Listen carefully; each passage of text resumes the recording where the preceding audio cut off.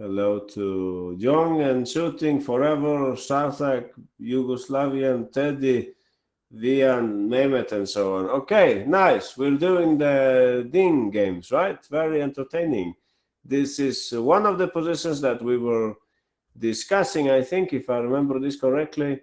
Black played at this point Rook d6, and we needed to figure out how to save this endgame. This was the mission that we had last time. So let's see very quickly if there is at least one of you who remember how we should proceed in this position. There was one move which I think was tricky for most of us. Not for Ding Liren, of course. There we go. I'll give you 1 minute, okay? Maybe some of you didn't show up last week, so you get a new chance. Can we do some strategic play? We will. You have read my mind, Yegna. That's exactly what we will do. A little strategy and defense and attack and things like that. That's what's coming up today. We have a few winners already. Hyper Strength and Sharath and Yisha. And I think Young and Dam, you were very close also. If you play like that, Young, I would try Rook b2 possibly. Rook b2, trying to get counterplay. Or a5 maybe. a5 I could maybe play also. If I can push that pawn, it's probably good for me. Rook d3, says Teddy and Dada Apple. I would try the same a5. We have more winners. Goldfish, congratulations, great work. Chessart, you also found it excellent. Rook f5. Yeah, interesting that you wanted to play that. Looks very scary, Yugoslavian and Panda and Jack. You're not afraid of a5 there in that position? Anyway, let's check with the hyper strength. You were fastest. Oh, you were not here, Vian. Okay, so now we're learning. So basically, it's a tricky endgame for White because they have the bad bishop, you would say, and there are some tactics like Rook takes and Bishop does. So I see Chessart. Yeah, exactly. Please go ahead, hyper strength. b6, exactly. Why does he play this? Well, because he has seen this interesting tactic, a tactic which doesn't really win anything. It's just a tactic which lets Ding Liren reach a Rook endgame, where chances for a draw are generally a bit higher than in other endgames. So even if you're a pawn down, you would say, just imagine, guys, just for fun, imagine that that the rooks on c3 and b5 were other pieces. Let's say,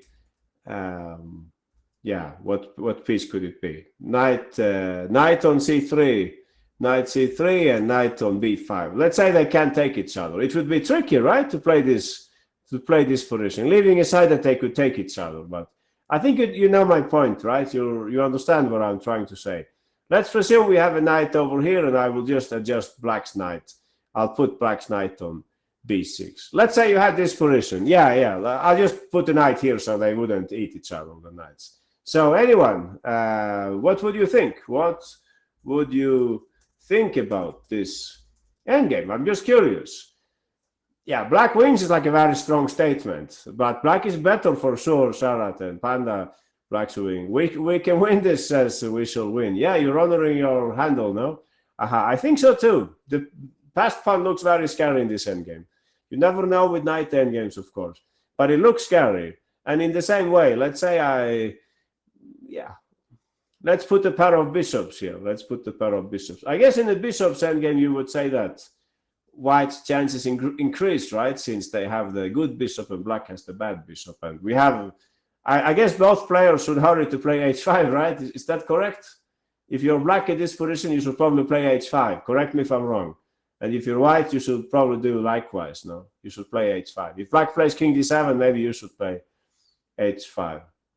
Yeah, you can say that black has an easier game compared to the rook endgame because the pass pawn puts white at disadvantage. It's difficult to stop. You could say that. Okay, leaving aside this situation on the king side, maybe we could, just to make it more neutral, we could do something like this. But this, I don't know. I guess white's chances are, what would you say? White is closer to a draw here than in the knight endgame, I think. But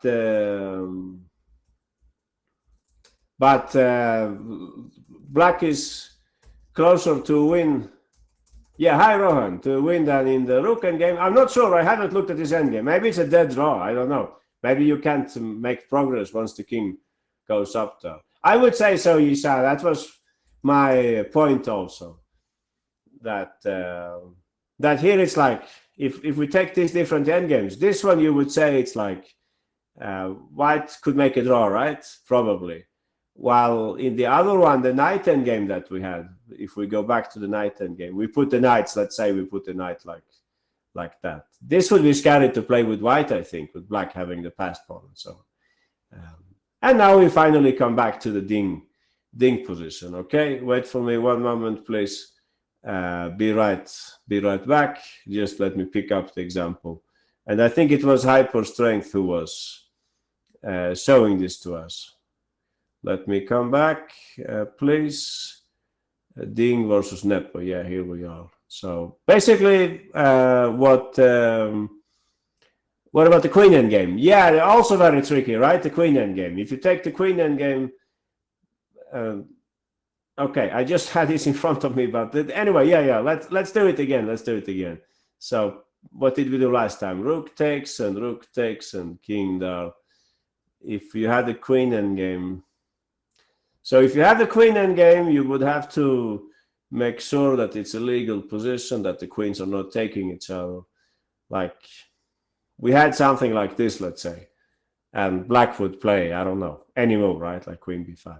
Yeah, anyone? Are you comfortable here? Comfortable for white? Not really, no. Lots of checks, yeah, for both sides. The black king is unsafe, yeah, but I don't know. Maybe in some way white gets a few checks, but then the checks are over or something, or they're not over. Yeah, I don't know. Like white puts their king somewhere.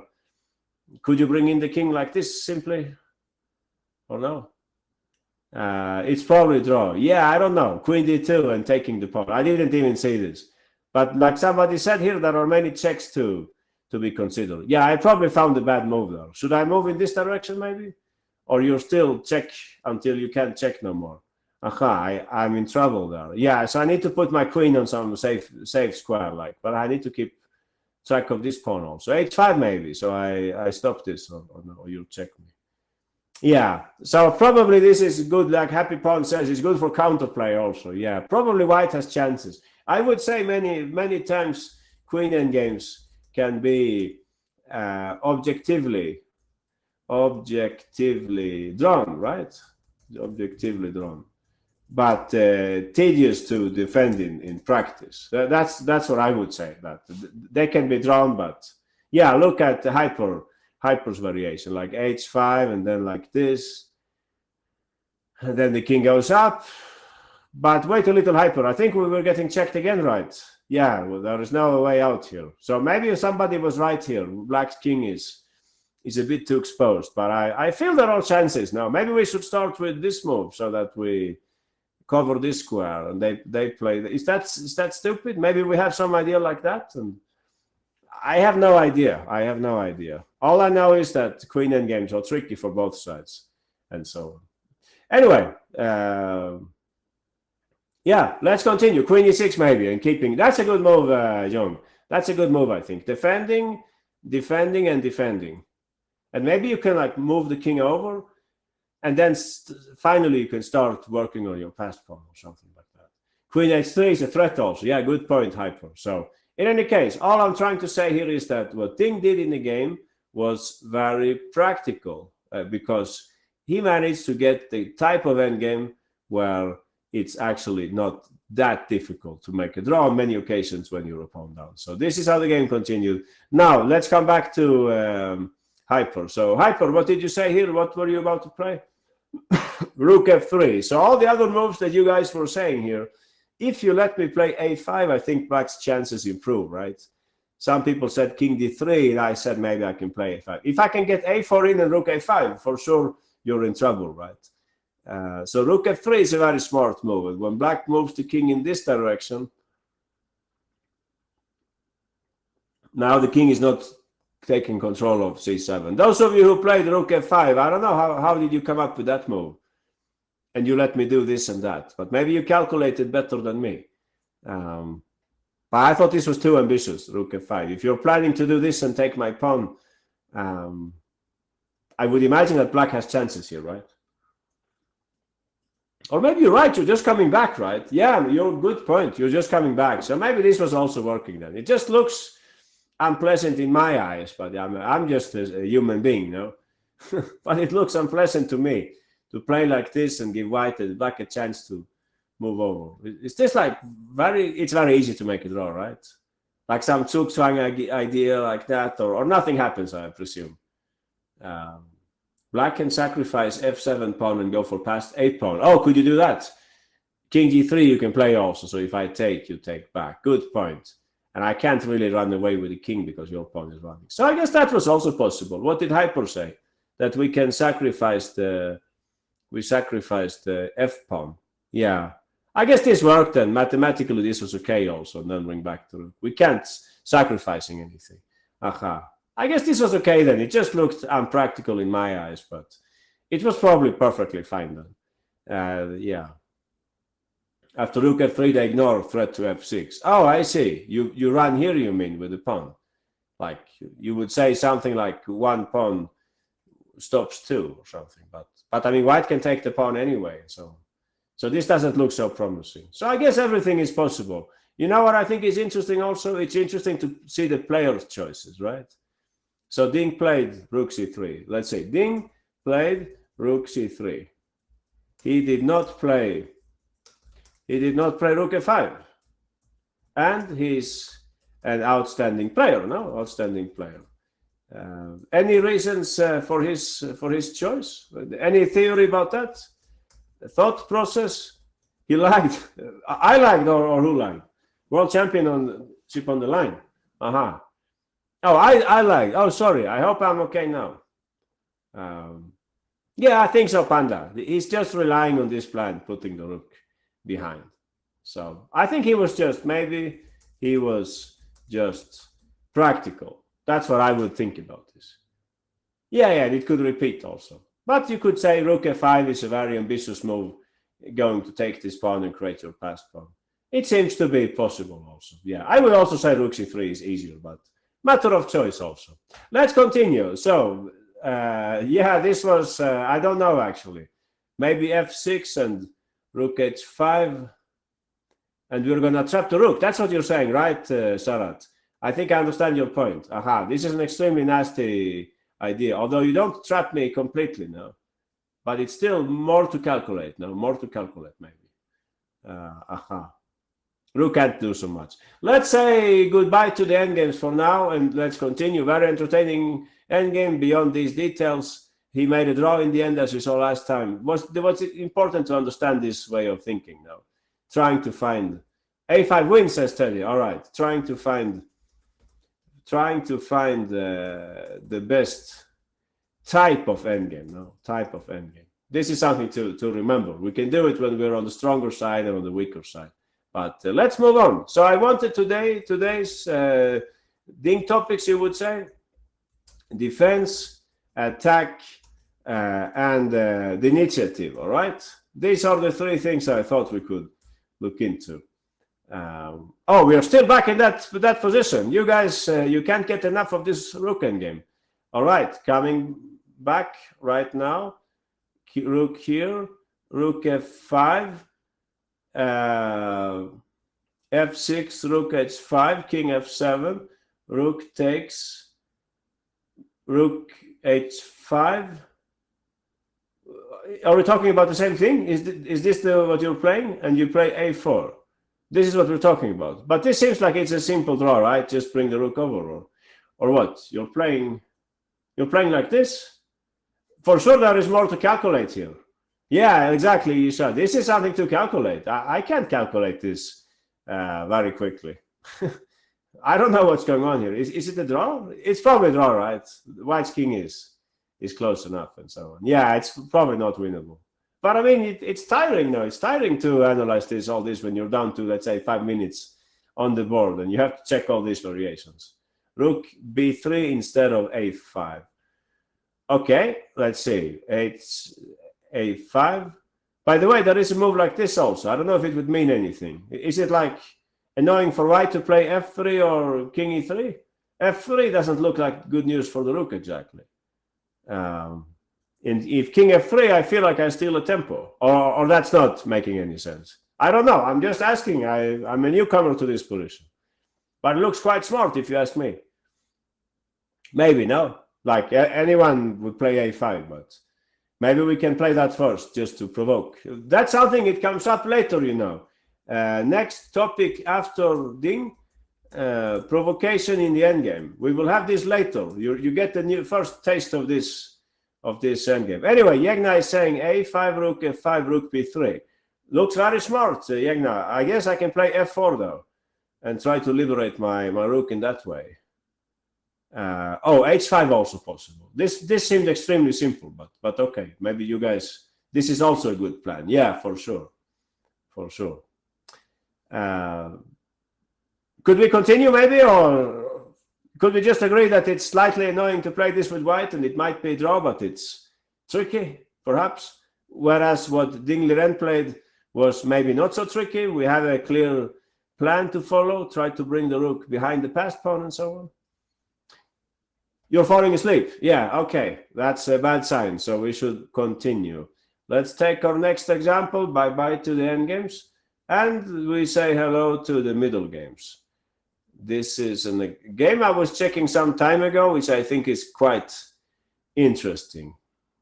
Let's see. Ding is playing here with the black pieces and playing white. Oh, it takes ages to load the game. Wait for me, guys. I don't know why it takes a long time.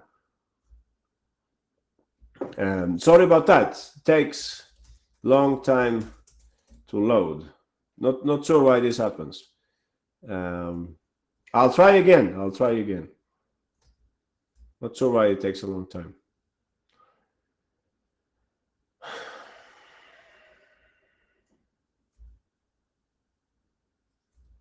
What's the problem? Yeah, okay, here we are. Better late than never. So, any thoughts? Any thoughts on this position? Black is better because Ding is playing black and we're looking at Ding's games. Yeah, what can I say? It's symmetrical now, symmetrical pawn structure. Both sides have fairly good bishops. To me, it looks about equal, this position, if you ask me. But maybe you can say something about this diagonal. This is probably an issue now for white in the long run. But I mean, they could probably trade off the queens and it would be quite a balanced game. So what happened here? Let's say this was year 2018. Yeah, back in 2018, but Ding already 27-78. So he was already a very strong player back in 2018. We will flip the board, and I'll let you know that in this position, Etienne Bacro played bishop takes h6. Aha, prodigy. Well, at this age, perhaps you can't say that anymore, but when he was a kid, for sure, he was a prodigy. So let's see who of you guys is a prodigy here. So let's see if you can find a way in which Ding Liren was able to keep this position defendable. Let me see if I can get the variation right. Something like that, no? I think. Yeah, I think I have it there. We'll see. We'll see if I got it right. Hopefully.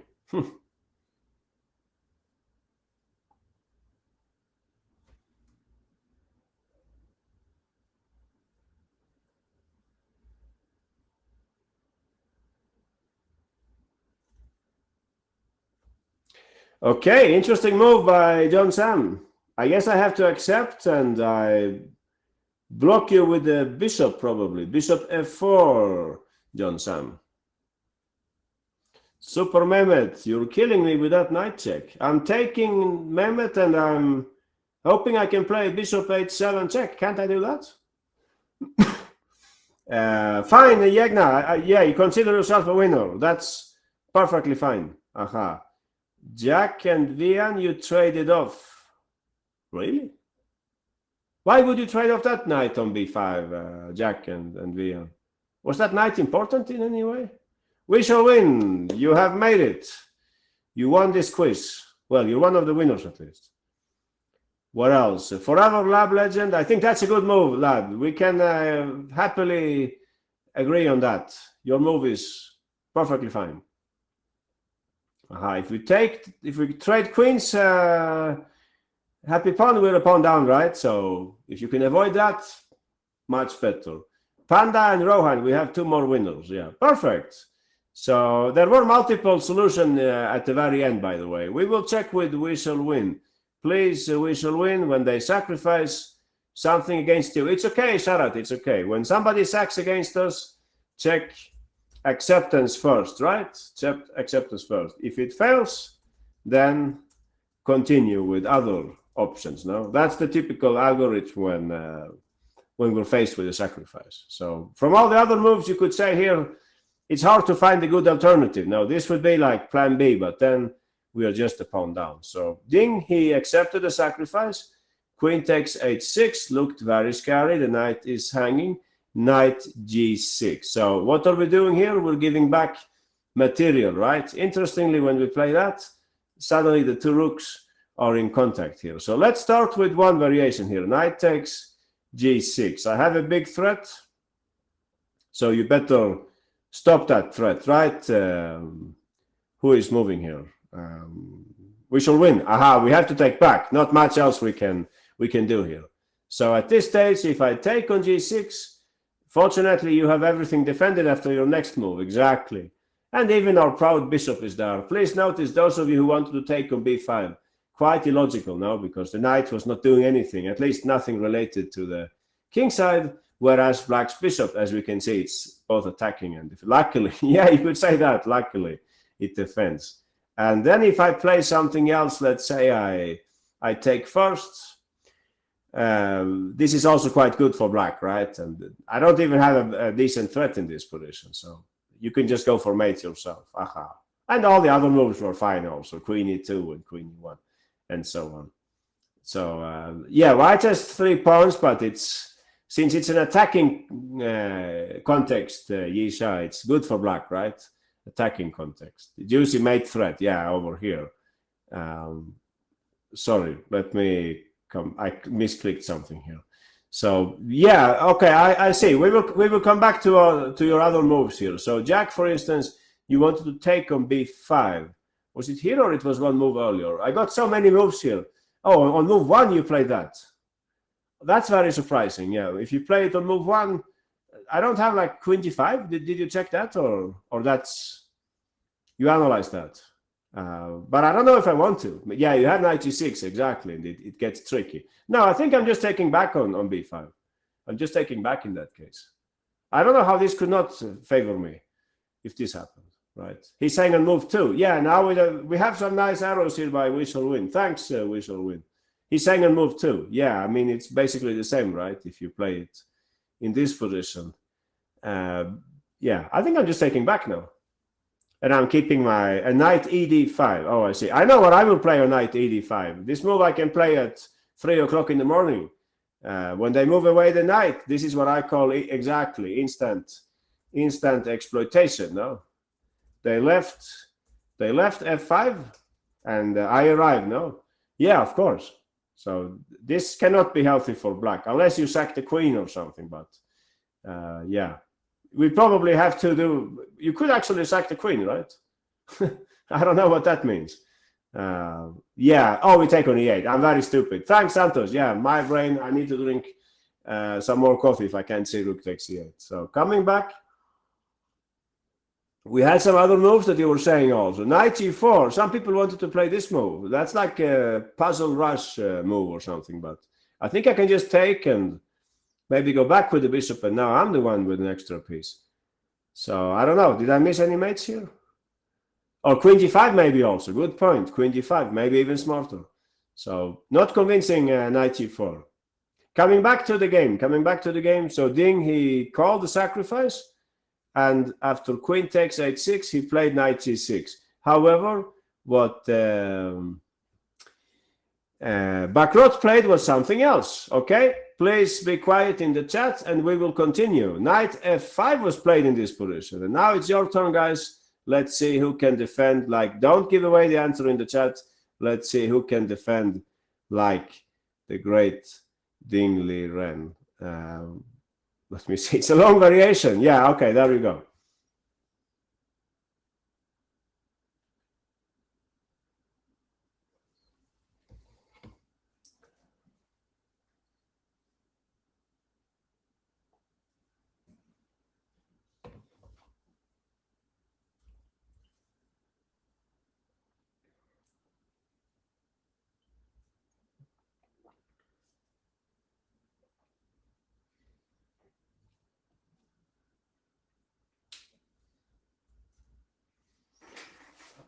Yeah, that should be okay, Teddy and Santos, if you play like that.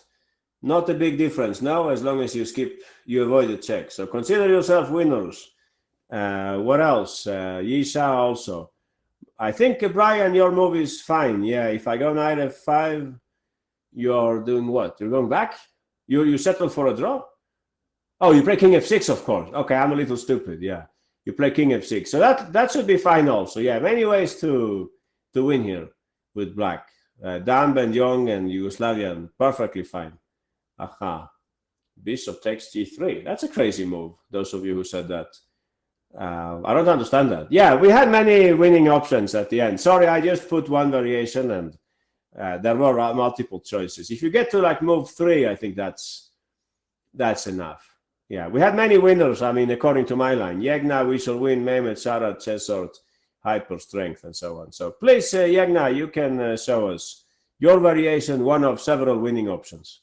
Aha, so knight h5, what a beautiful move. Well, you can find it by the process of elimination, of course, else you're getting mated. Yeah, bishop takes e3, it's not making sense, right? We don't have this check. Just by chance, somebody was thinking that my queen is also able to control that square. So knight h5 is a good start. So evidently, if white takes on h5, they lose their rook. This is not a good business for white, so they would have to take first on e8, right?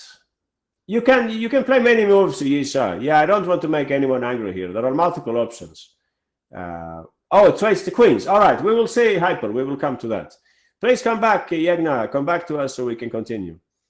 We're waiting for you only. Aha. So queen takes. Right now, material is equal, but white's king is under a big cloud, especially after black's next move. So I think maybe the simplest choice here was the one that Brian and company played here. Yeah, so this is what I have in my notes. Is that what he played? I think that's what he played. Yeah, but what Brian said, king d7 and king f6 was a nice way to play also. I think this was very easy, no? To win like that. Please notice this nice defensive construction, no? The knight next to the king. No check here, no check there, no check here, and so on. Very, very smart. But I think in the game he played, do I have the right variation? Black is down 2 pawns and there is no forced mate. Oh, but in this line, how does white defend then in this position? I'm threatening mating 1 and I'm threatening also mating 1 over here. Queen d1, bishop takes c3. Oh, that's a beautiful move. I was just going to take on f2. May I do that? Or it's better to play bishop takes c3. But yeah, extremely beautiful. Bishop takes c3 also. Yeah, many good choices there. So I think there were multiple choices here, as I'm saying. No, king f8, queen takes. So knight e7 is smarter, right? Because like somebody said here, there is queen e3, trading of queens if you play king e8 and queen e3. 1, 2, 3, 1, 2, 3. Yeah, this is not a good business for white, for black, if they were playing for mate, right? There is knight e4 after knight e5. Where are we now? We don't want to trade queens when attacking. Exactly. I'm trying to understand which variation you're talking about. Which variation are you talking about? Knight e4. Which knight e4? Please let me join the analysis, guys. After queen e3. Oh, in that, at the very end, you mean? You mean over here? They're saying knight at king e8. You're continuing to attack with the minor pieces, but I mean, come on, we don't have queens anymore. How can this ever lead to mate? Like if I just played a silly move like bishop e3, let's say, stupid move, admittedly. I just want to see how you're mating me in this position. You don't have enough pieces to mate me, right? Or bishop d1, yeah, I could play that, of course. That's smarter, definitely. All I'm saying is that you can't really go for mate right now, I'm afraid. But why do we have to look at this if the other line is so convincing with 97? And we have the big threat of queen h1, right? Simpler, no? Anyway, we, as always, we lost ourselves in variations here. All I wanted to say is that this was a good approach by Black. Yeah, I'm just saying it was a smart way of playing. He accepted the sacrifice. He played this very smart move, knight g6, not so much to cover the diagonal, more like to create counterplay against white's king, right? And after knight f5, we had to find a very important move here, right? Just for fun, just to play out two more moves to make sure that we're all on the same page here.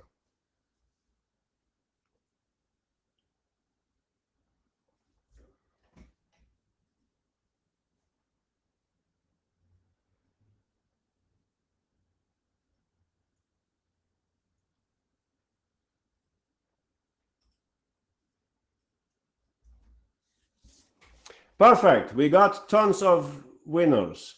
Fastest was Dan, Ben Happy Pawn, Rohan, Erkait, Kan King Sam, Yegna, Lily, Yisha, Yugoslav, Brian, Hyper, Mehmet, and so on. All right, Sharat, you're right in front of me. What did you play here, Sharat? Knight h5. We didn't have so many other choices, of course. It's always nice to give back some material. White took on e8 before black takes on e1, and after queen takes h5, it was black's turn to attack, and they went on to win. Let's continue. Let's take another example. Yeah, no fighting in the chat, please. Let's all think positive. Let's continue learning. This is a game that Ding was playing with the black pieces. You can see it's most likely some kind of Najdorf Sicilian. He's playing with the black pieces, and Tari is playing white. I think Ding's last move here is e3. So I have a question here. If you're playing white here, if you're playing white here, what would be your mindset right now? Okay, can we please skip that conversation with an equal endgame and whatever, and can we focus on what we're looking at now? Feeling dangerous close. Yeah, I would feel so, a little worried, exactly. But let's be a little more constructive, like, what can we possibly do here? We can see that Ding is attacking our rook. There is something going on the king side also. But then you look a little at the other side of the board. What do you see? Anyone, what do you see on this box of the board? What do you see here? Space, exactly. Undeveloped pieces, something like that. I can see a potential pass pawn, for instance. Aha. So maybe not everything is like completely darkness here for white. White is better on this side of the board. Unfortunately, it's not the only part of the board, but for sure white is better here. Aha. So I think you have a good point, Santos. Please show us the move, Santos, that you wanted to play. I think this is the best move, f3. Aha. Something like that. This is entertaining variation. Yeah, Postme, he had analyzed this variation. He said simply, move the rook, no more sacrifices, please, and we continue playing for something with white, right? We're not lost in this position. This pawn is, of course, very worrying in the long run, but okay, we still have some chances. We're not getting mated right now. Maybe you can do some knight move like that, provoke d6, you can take, and you get the passed pawn. Yeah, don't take on f2. That's taking the concept a little too far, probably. So f3 was probably a good move, but this is the kind of move which is easy to play afterwards and not so easy in the heat of the battle. So Tari, in this game, he played instead bishop d3. All right, guys, we will flip the board. We will talk a little about how Ding attacks when he's in an attacking mood. Let's see if we can get this right. Very complex game. Let's see if we can understand it together. Hint, something about non-captures. All right, guys, non-captures. At some point. Entertaining move, Alan. That's very fast you're playing. Oh, I get many moves here. Interesting. I didn't think of that. Maybe I can take with a... yeah, I don't know. What would I play? F takes e3, I guess, Alan. I don't know what else to play. Oh, everybody wants to play like that. Amazing, guys. You have such a tactical vision. Or I take on g6 first to open up your h file, and then I take on e3. Message for Lily, ISV, and Rohan, Can King Sam, Lab Legend, Happy Pawn, Yugoslavia, and so on. Yegna and Sharat, congratulations, you have played like Ding Liren. Amazing, you can find this in less than 1 minute. I'm impressed. We will come to that Panda Young Jiao Princess. Grilled cheese, that's a very reasonable choice. He checked first, then he played that a little later. Bishop takes d3, queen takes d3. You're helping my queen, we shall win to get closer to the action, right?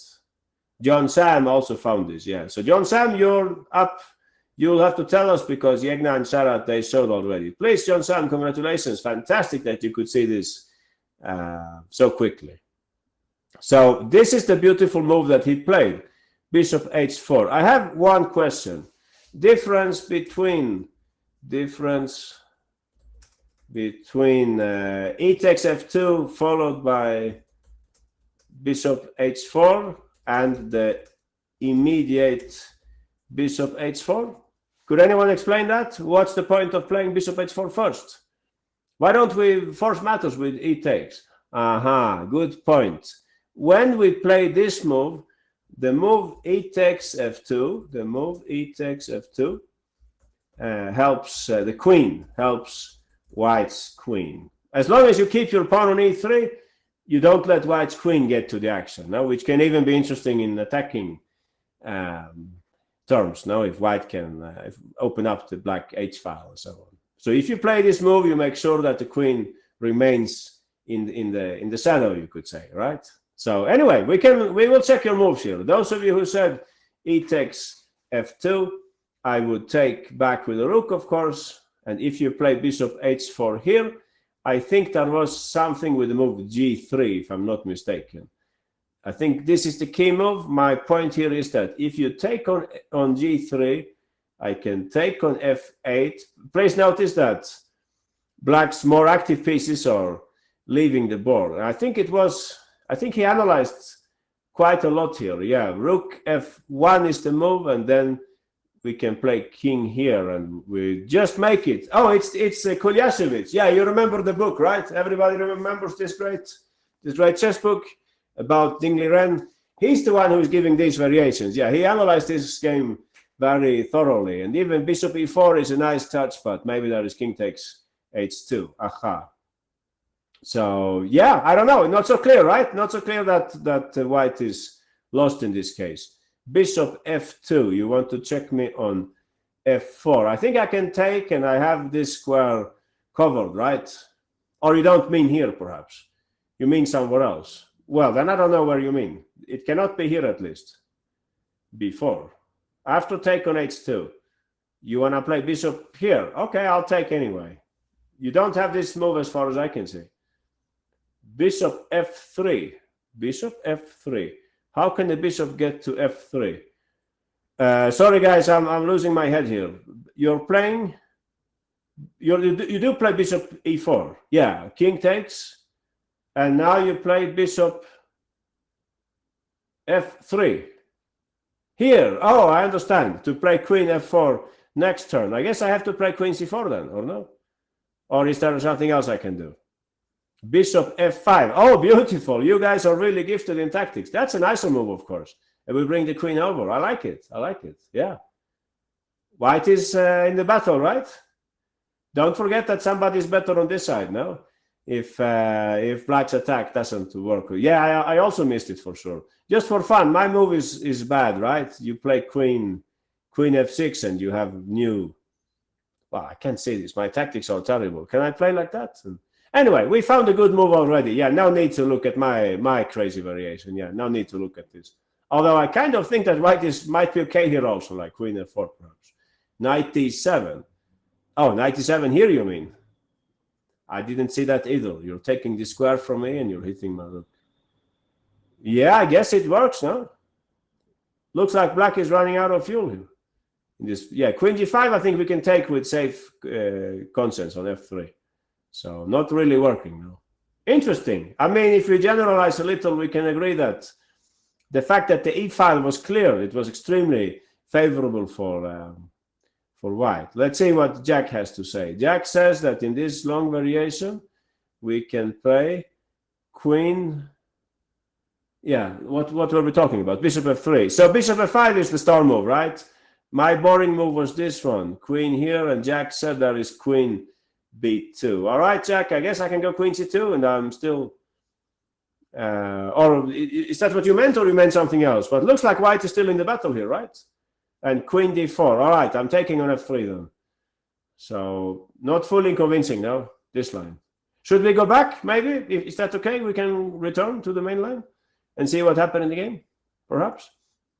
We should learn from Ding Liren. This is a very useful topic now. This topic, you could call it with two words. You could call it pawn tension, no? Pawn tension. Very common in practice. The stronger you get, the more you do it now. The less you commit the pawns, you commit the pawn structure. Because you know that it's good for you very often to keep certain pawn structure and not take just by, capture mentality or something like that. So he played bishop h4. The move that everybody wanted to play here was f3, right? Oh, I have lag. Sorry. Oh, sorry about that. Sorry about that. I can refresh.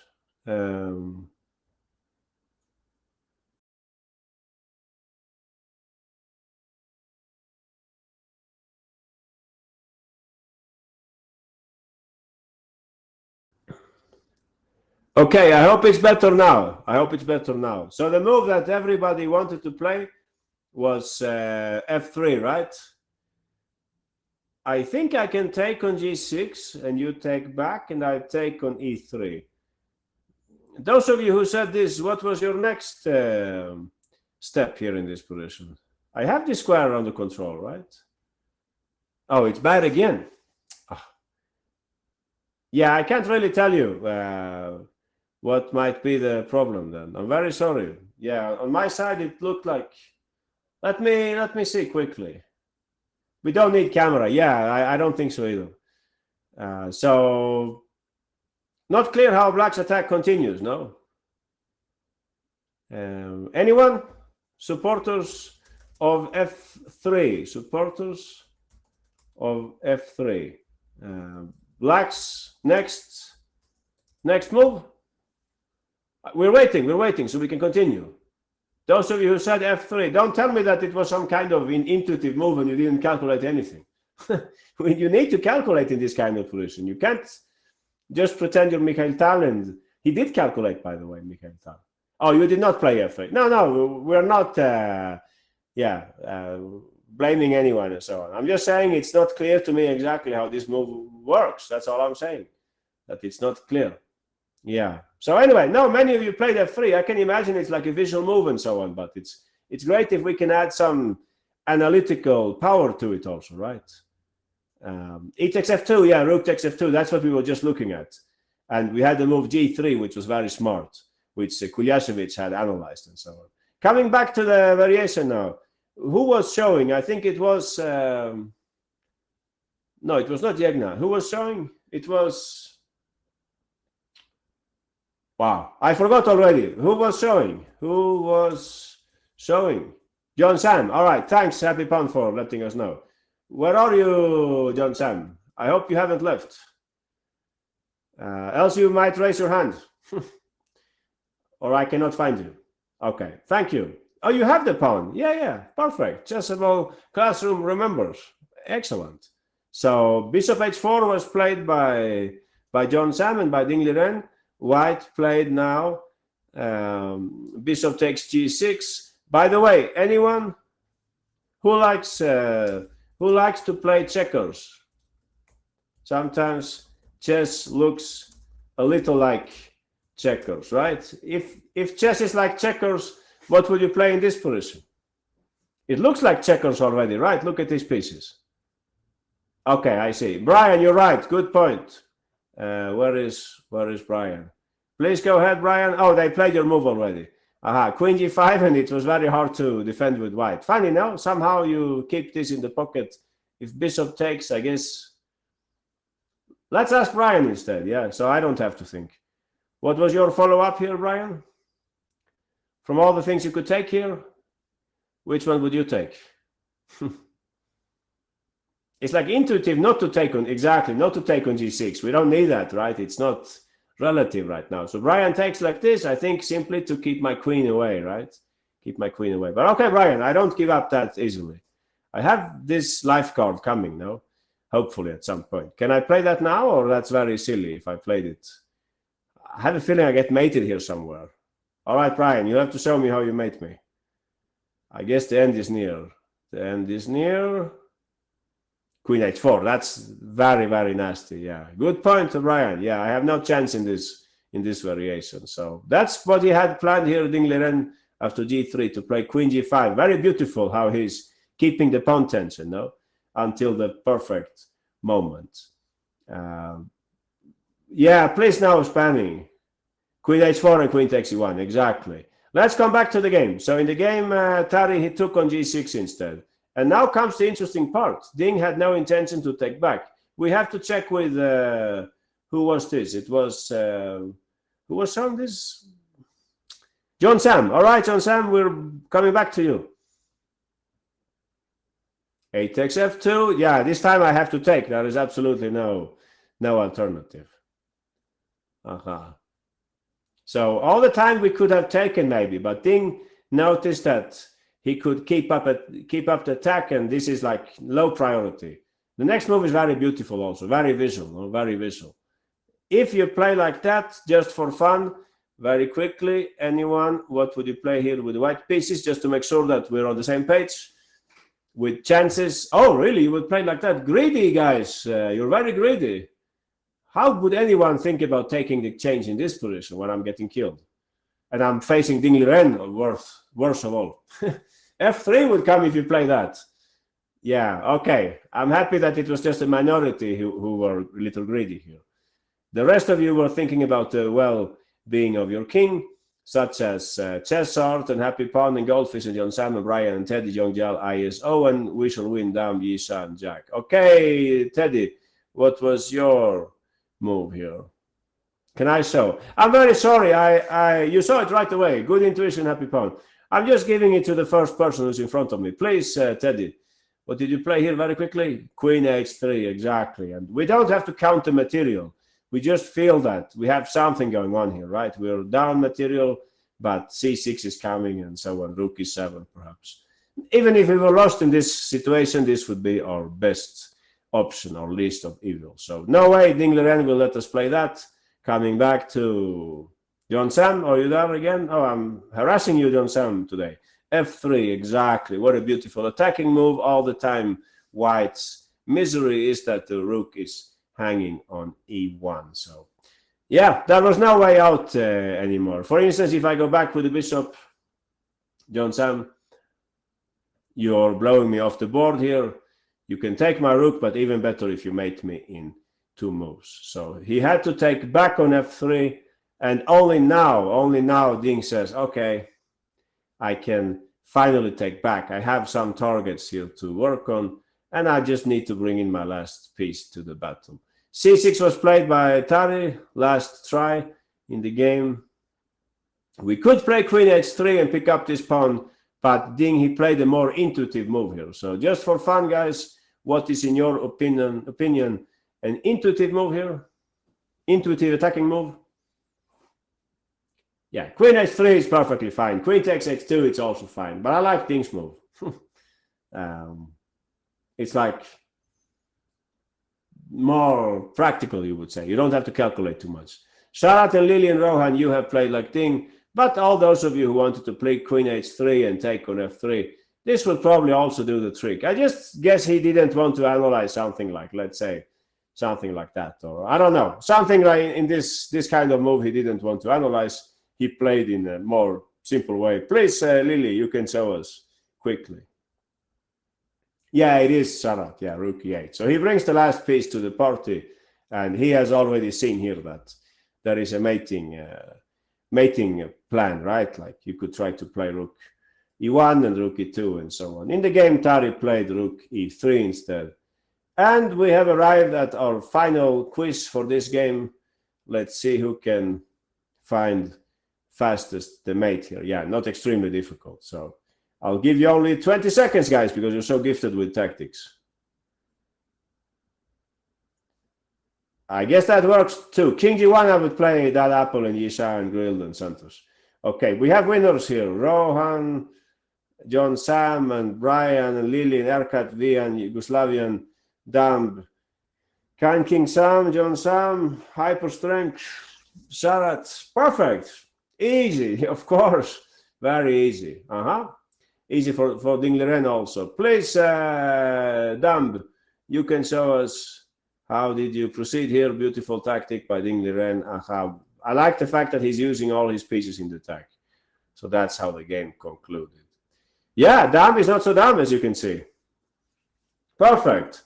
What was the key to this attack? Well, in the first place, we talked about maybe white should just have given up the exchange, but it's easier to say after the game. But try to remember this during the game, compare different kinds of inferiorities. And secondly, once Tari played bishop d3, we had a very smart move here. I will just confuse you a little with the variations, okay? Just for fun, I'm just confusing you with the variations. What's going on in this class? Yeah, we're doing Ding's defense and attacking games, okay? A little strategy also.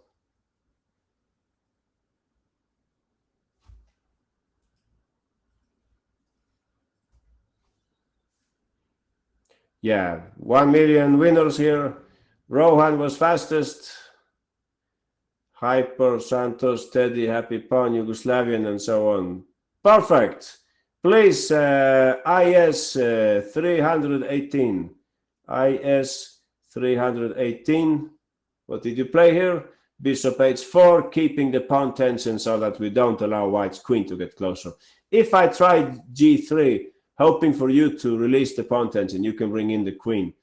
I guess if you took first, I'm just curious about this. If you took first and then played queen g5, like in Brian's line, I wonder if this is the difference, right? Maybe, no? Is this the difference, or is there any other difference?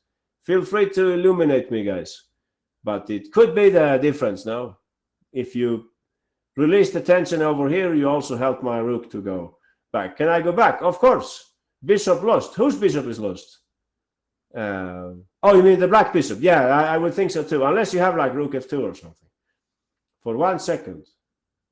Yeah, I didn't check any waiting list. I'm very sorry. Should I do that more carefully? Maybe we can do that. Let's continue. Let's switch the page.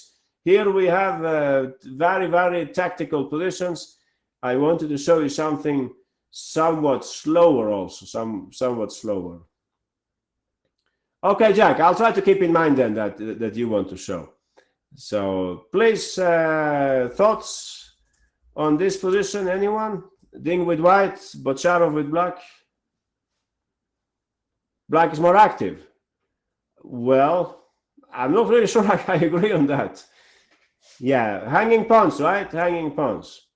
Okay. How many white pieces are involved in the attack on the hanging pawns? I mean, you must have seen many cases of hanging pawns, but we need to check the pieces now. How are they placed? So Rohan says 4, Hyper says 4, Hyper says 5. 5. I can hear more 5 than 4. I can also count to 5, right? 1, 2, 3, 4, and we also have 5, right? I think it's 5, no, not 4. And we can look at the defenders. Yeah, basically all black pieces are defending. All black pieces are one way or another are defending the hanging pawns. But I would say one difference here with white, you rarely get this kind of pressure on the hanging pawns. Like in some openings, you could say the bishop would be on d3, for instance. Let's say we just switch this position a little, and we put the bishop here and the knight there, or something like This could be like an ordinary hanging pawns position, right? Now it looks quite great for black. I will also say black looks better. Now it's great that the queen is over here, so we don't have to taste bishop takes h7. But you see what I mean, right? The knight is not pointing at the pawn. The bishop is not pointing at the pawn, and so on. Yeah, so black would try to start the kingside attack with d4 at some stage. For sure, hyper strength. Yeah, it depends on how the pieces are arranged and so on. Maybe if you have a knight on e4 or you have like a battery or something. Anyway, so this would be like an ordinary position. Now white could perhaps try to fianchetto the bishop if it's technically possible to put more pressure on the hanging pawns. But that's not the position that we have now. Ding, fortunately, has achieved a much more favorable position. So I think this is like heaven for white, this situation. So anyway, white is certainly better, yeah. Black played here queen d6. The pawn is hanging, by the way. You can see for yourself, right? 1, 2, 3, 4 attackers and only 3 defenders. So Bocharov played queen d6. So we have a wealth of plans, okay? We have a wealth of options here with white. But Ding found the simplest one, okay? He found the simplest one, at least if you ask me. So I would like to give everybody a chance to find the simplest one as well. It won't get any simpler than this, you'll see. He avoided all the pitfalls. Well, there aren't so many pitfalls. But yeah, let's see. It's like a little tactics, a little strategy, you would say, Jack. Wow, that's not a simple move. If you push that pawn, I will push my pawn. If you push that pawn again, I will move my queen so that I defend my bishop.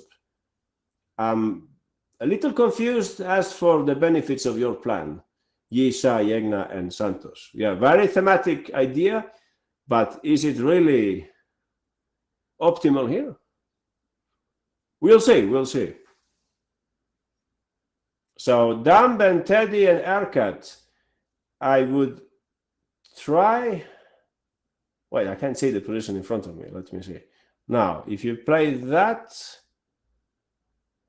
did you check knight? Can I play knight b5? Yeah, maybe, no? Oh, knight x5 instantly. Interesting option. Yeah, he didn't play that, but looks interesting. How many options did we get here? Nobody has played like Ding Liren. Amazing, no? Amazing. I have like 20 different moves here, but nobody played the move he played. And I told it was the simplest. Interesting.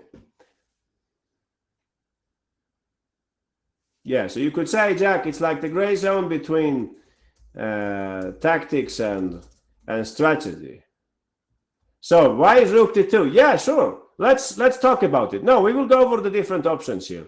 So one of the most popular moves, Rook cd2. Could a move be more natural than Rook cd2? Probably not. But Ding must have noticed here, with a sharp tactical eye, is that black can disrupt this attack. Anyone disruptive move? Exactly, Sharat. Bishop a6. This is what black can play. Unfortunately, you have to move the rook again if you don't want to give up the exchange. And then I could perhaps go back. Right? Of course, you can start looking for exchange sacrifices and so on, we shall win. But I mean, you have to compare with the alternative, right? In some other position, yeah, this might be a perfect solution. A lot of tactics and so on. I don't know how you want to take back. But you should at least compare this with other options that you can look into. It can't be the only choice, right? To play like this, even if it looks nice. Knight takes d5 is a very concrete way of playing. You can bet that Ding Liren checked this also, knight takes d5, or bishop d5. I think they amount to the same thing. So basically, I would take, and you have to be careful here. You can't play e4, right? You know the first move, Ryan. Don't say it, don't say it. We will come to that. Knight e3, exactly. Sarthak and Jack is out. Exactly. So you would have to take first. Yeah, nice, like, dual attack on the rook in that case. So you have to take first, and I take back. And you play e4. I think this is how the variation goes. So I have a little desperado in this position that might help black to defend. Anyone? Desperado with black? Oh, rook d2 in this position. Rook d2 here, I think I have queen a6.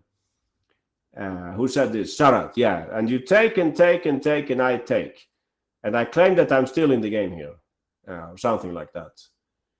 It's not 100% clear now, but could maybe be considered.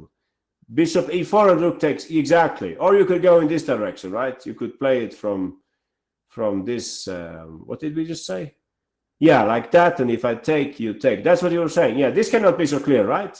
Or you could take the other pawn also. Yeah, I don't know. Either of which, right? Either of which. And it's not so clear anymore. This endgame, maybe. I don't know. Or it's very clear. What did I do now? Did I mess up this somehow? This looks like it's lost. I think I messed up completely.